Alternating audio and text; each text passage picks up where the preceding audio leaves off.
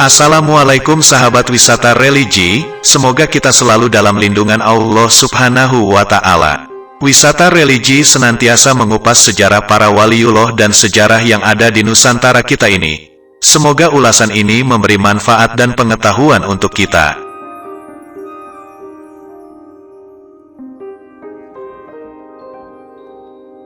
Sejarah dan gejolak Kerajaan Sumedang Larang. Sejarah Kerajaan Sumedang Larang dimulai ketika Prabu Tajimalela memproklamirkan diri sebagai penguasa yang membawahi bekas Kerajaan Tembong Agung. Kerajaan Sumedang Larang didirikan oleh Prabu Tajimalela pada tahun 721 Masehi. Pertama kali didirikan Kerajaan Sumedang Larang beribu kota di Citembong Girang. Saat ini masuk wilayah Desa Cikesi, Kecamatan Dharmaraja, Kabupaten Sumedang. Prabu Tajimalela memerintah Sumedang Larang dari tahun 721 hingga 778 Masehi. Di masa pemerintahannya, meskipun sebagai sebuah kerajaan, kedudukan Sumedang Larang hanyalah sebagai bawahan kerajaan Sunda yang harus mengirimkan upeti pada kerajaan tersebut. Asal-usul nama Sumedang Larang. Asal-usul kata Sumedang Larang diyakini diciptakan langsung oleh Prabu Tajimalela. Kata Sumedang diyakini berasal dari gabungan dua kata, yaitu kata ingsun dan madangan, medal, yang berarti aku lahir. Dinamakan demikian karena kerajaan tersebut muncul bak kelahiran kembali seorang bayi selepas Kerajaan Tembong Agung runtuh. Sementara kata larang adalah tambahan dalam bahasa Sunda yang biasa digunakan untuk menamai suatu negeri yang di dalamnya mempunyai larangan atau hukum yang mengikat di dalamnya, pemerintahan. Makna lain dari kata larang selain itu adalah sesuatu yang tiada tandingnya.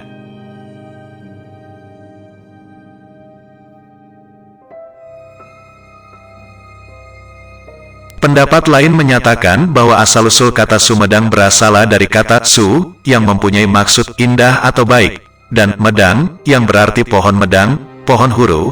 Dinamakan demikian karena dahulu di Sumedang banyak pohon medang yang bentuknya indah. Sumedang Larang menjadi bawahan Pajajaran.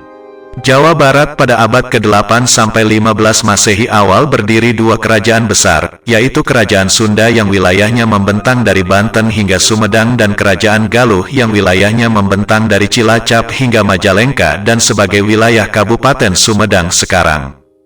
Kedua kerajaan tersebut pada tahun 1482 Masehi dilebur menjadi satu kerajaan dengan nama Kerajaan Sunda Galuh, atau juga dikenal dengan sebutan Kerajaan Pajajaran.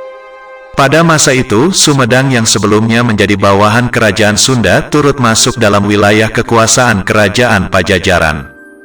Sumedang Larang pewaris Pajajaran.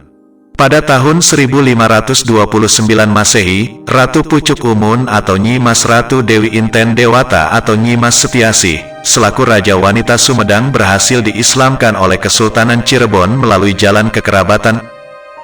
Nyi Mas Ratu Dewi Inten dinikahi oleh Pangeran Santri yang merupakan anak dari Pangeran Panjunan, salah satu pembesar dan pendakwa Islam dari Kesultanan Cirebon.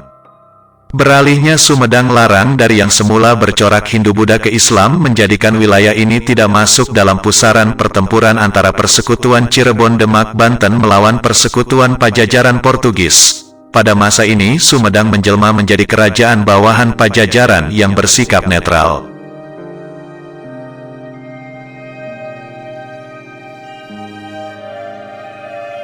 Pada tahun 1579 Masehi Kerajaan Pajajaran runtuh disebabkan karena serangan Kesultanan Banten. Meskipun demikian sebelum keruntuhannya, Prabu Surya Kencana selaku raja terakhir Kerajaan Pajajaran mengutus 4 orang panglima perangnya untuk menyerahkan mahkota emas Raja Pajajaran kepada Sumedang. Kerajaan tersebut didaulat sebagai pelanjut Kerajaan Pajajaran oleh Prabu Surya Kencana.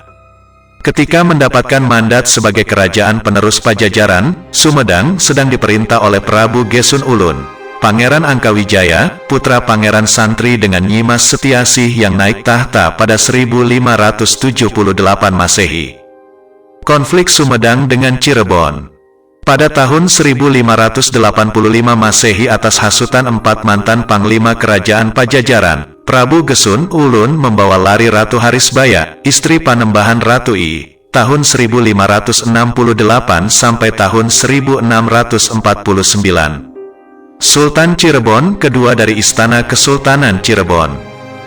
Jaya Perkasa, salah satu mantan panglima perang kerajaan Pajajaran, sengaja memancing peperangan dengan Kesultanan Cirebon, memanfaatkan cinta buta Gesun Ulun pada Ratu Harisbaya yang sebetulnya mantan kekasihnya ketika menuntut ilmu di Pajang. Jaya Perkasa menghendaki kebangkitan Pajajaran dengan cara memantik konflik perang dengan Kesultanan Cirebon. Harapannya Kesultanan Cirebon dapat ditaklukkan oleh Sumedang.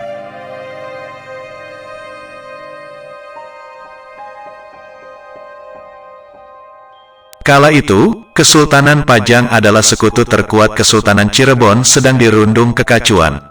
Sebab sebagaimana diketahui bahwa pada tahun-tahun 1586 sampai tahun 1887 Masehi, Kesultanan Pajang runtuh dan digantikan oleh Kesultanan Mataram. Prediksi Jaya Perkasa yang menganggap remeh kekuatan Kesultanan Cirebon, rupanya harus dibayar mahal oleh Kerajaan Sumedang. Peperangan yang terjadi antara Cirebon dengan Sumedang selama 2 tahun, yaitu pada tahun-tahun 1585 sampai tahun 1586 Masehi, sebagai akibat dari dibawa larinya Ratu Harisbaya, membawa dampak kerugian yang besar bagi Sumedang. Selain kalah, dalam perang itu juga Sumedang terpaksa memindahkan pusat kerajaan karena serangan Cirebon. Sumedang juga harus rela menyerahkan wilayah Sindangkasih atau Majalengka kepada Cirebon, sebagai tebusan talak dari dibawa larinya Ratu Harisbaya. Konflik Sumedang-Cirebon diakhiri dengan perjanjian damai di kedua belah pihak yang sangat merugikan Sumedang.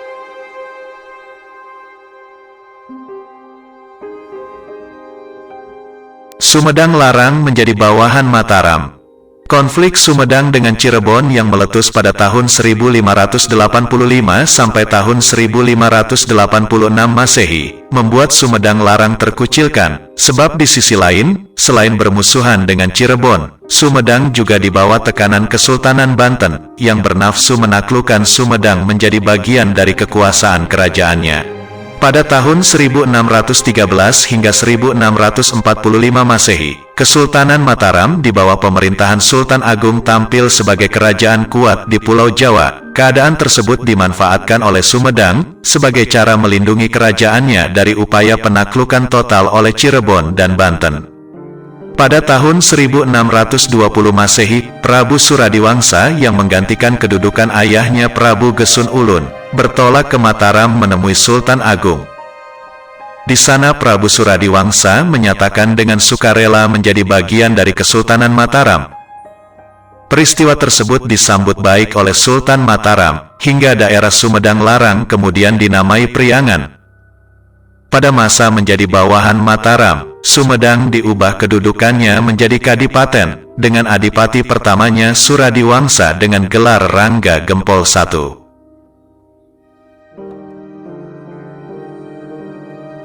Nasib Sumedang Larang selepas runtuhnya Mataram. Runtuhnya Kesultanan Mataram, akibat pemberontakan yang ditandai dengan wafatnya Amangkurat I, dalam masa pelarian pada tahun 1677 Masehi, membuat wilayah kekuasaan Mataram berdiri tanpa perlindungan. Pada saat itulah, wilayah-wilayah tersebut termasuk Sumedang menjadi wilayah yang merdeka, sekaligus wilayah yang rentan dikuasai kekuatan besar. Pada tahun 1706 Masehi, Sumedang secara resmi masuk ke dalam wilayah kekuasaan Belanda, sebelum akhirnya berturut-turut masuk menjadi bagian pemerintah kolonial Belanda dan Jepang, hingga akhirnya bergabung menjadi bagian negara Republik Indonesia sampai sekarang.